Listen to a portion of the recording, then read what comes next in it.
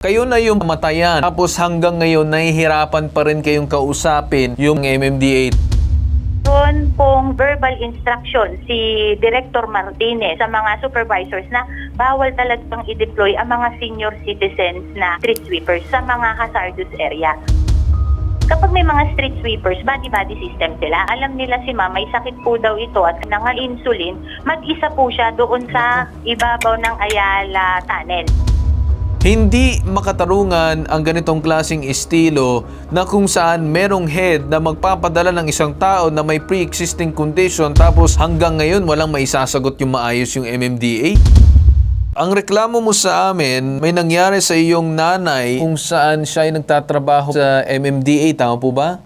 Yes po. So siya po ay isang street sweeper. Opo. Nagdinestino siya doon sa may sa Ayala Tunnel. Meron po bang pre-existing condition ba ang iyong nanay? Type 2 diabetic po. Ito ba ay nasabi ninyo doon sa opisina ng MMDA kung sino man ang kanyang manager or head para man alam na may mga bagay na hindi niya pwedeng puntahan? For example, kagaya niyan, yung EDSA Ayala Tunnel, medyo mainit-init yan kapag tirik na tirik yung araw. At posible talaga na mag-outbalance dahil posibleng nahimatay o masama ang pakiramdam.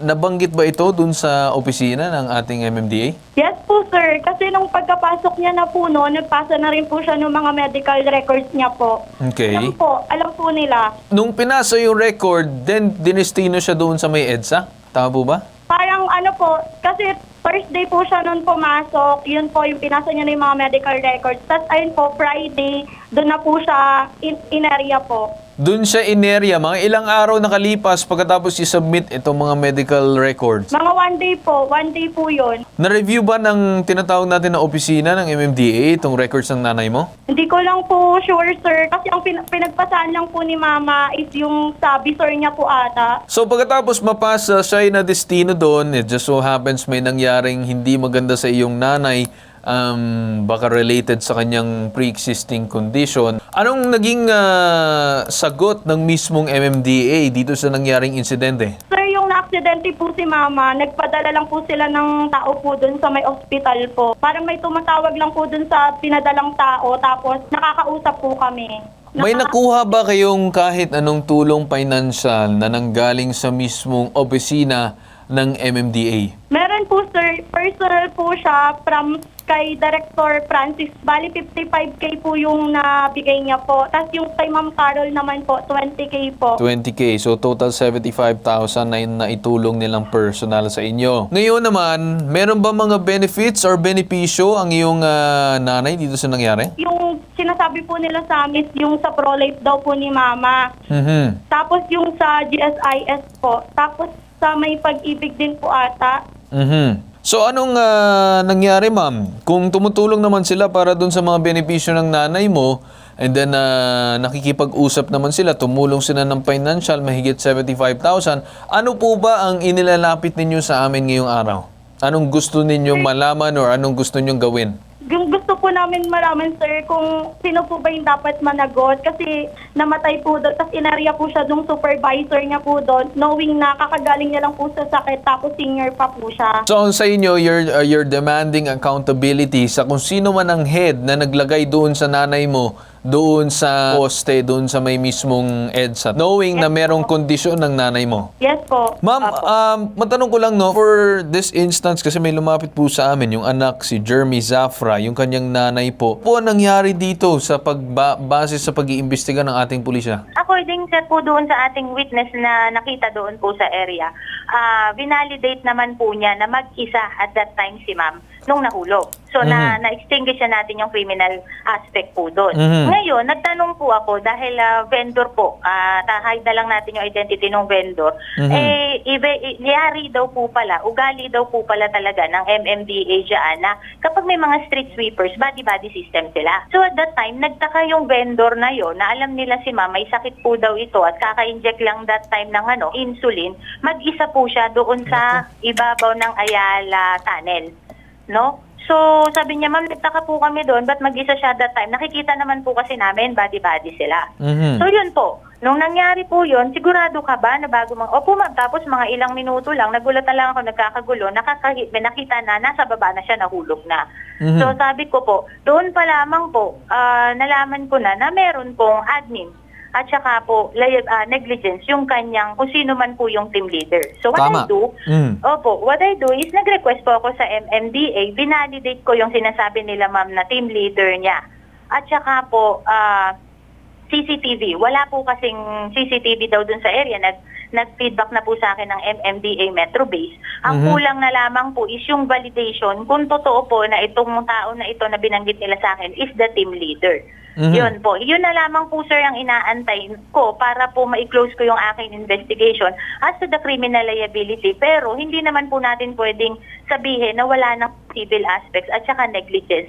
Admin cases po yung taong nag-deploy po doon. Actually sir, may nag-iimbestiga sa MMDA, nag-furnish sa akin ng report na meron pong verbal instruction si Director Martinez sa mga team leaders na or sa mga supervisors na bawal talagang i-deploy ang mga senior citizens na street sweepers sa mga hazardous area.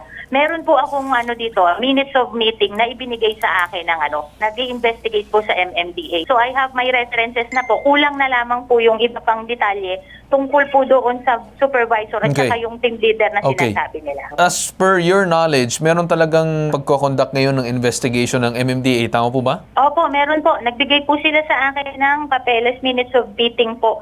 Last, po nga po ito yung verbal instruction daw po ni Director Martinez as last of August 30, 2022 and August 4, 2023 na pinauulit-ulit niya na bawal i-deploy. Infirmaries lang daw dapat po ang mga senior citizens. Ma'am, meron bang kayong pagkakaalam tungkol dito sa mismong tao na nag-deploy if this person is still in the office, meaning nagtatrabaho pa ba siya doon or temporary nakasuspend muna siya further investigation? Yun pa po ang inaalam ko, sir, kasi until yesterday wala pa pong feedback sa akin yung letter request ko from papunta sa HCEPO, which is under po ni Director Martinez. Yun po yung pina-follow up ko pa yesterday dun sa nagpuntang tao sa office. And until now, wala pa po silang feedback. Alright, balikan natin ito si Jeremy. Meron ka ba pagkakaalam doon sa sinabi ng MMDA na meron bang investigation na ginagawa na dito doon sa mismong tao na nagpa-deploy? Yes po. Anong sinabi ng MMDA sa'yo? Meron bang ginawa silang aksyon na naka-temporary suspension until further investigation? Ano po ba ma'am ang binanggit sa inyo? Wala po. Actually, sir, wala rin po naman kasing reach out sa amin yung MMDA. Yung nagre-reach out lang po sa amin is si Ma'am Balo lang po. Siya lang po yung nag-update po sa amin. Pero yung sa MMDA po na update, hindi po sila nagre-reach out po sa amin. So, hindi nagre-reach out sa inyo. So, Yes po. kayo na yung pamilya, yung na mismong tao na namatayan. Tapos hanggang ngayon, nahihirapan pa rin kayong kausapin yung mismong ahensya ng MMDA. Tama po ba?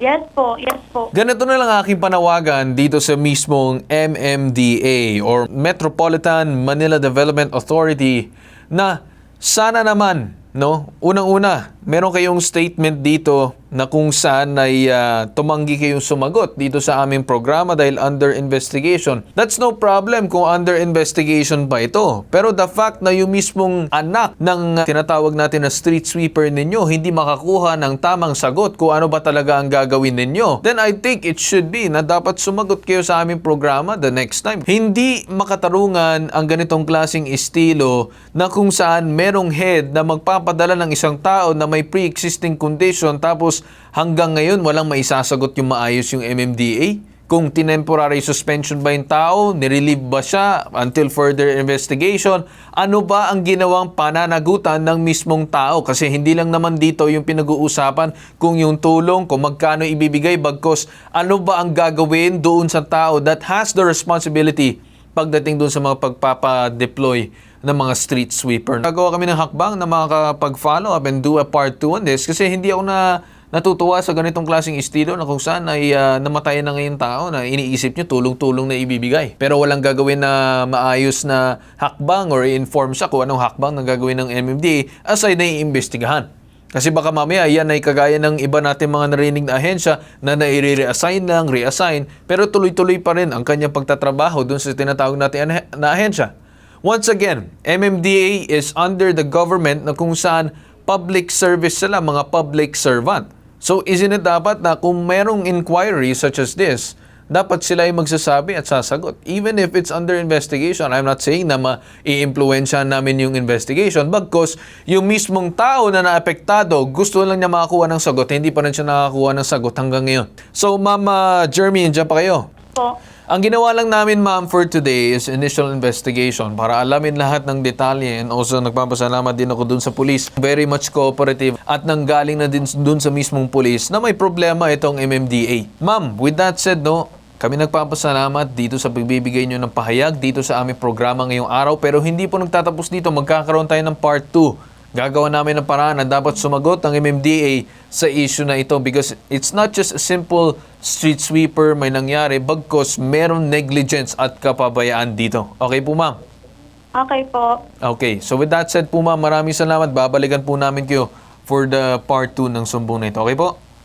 Okay po. Thank Okay. you po. Thank you. So dyan tayo nagtatapos muna pansamantala dito sa reklamo na ito pero babalikan natin ulit magkakaroon ng part 2. Ito ang mas pinalakas o pinalawak na bagong ipobitong mo. Helpdesk.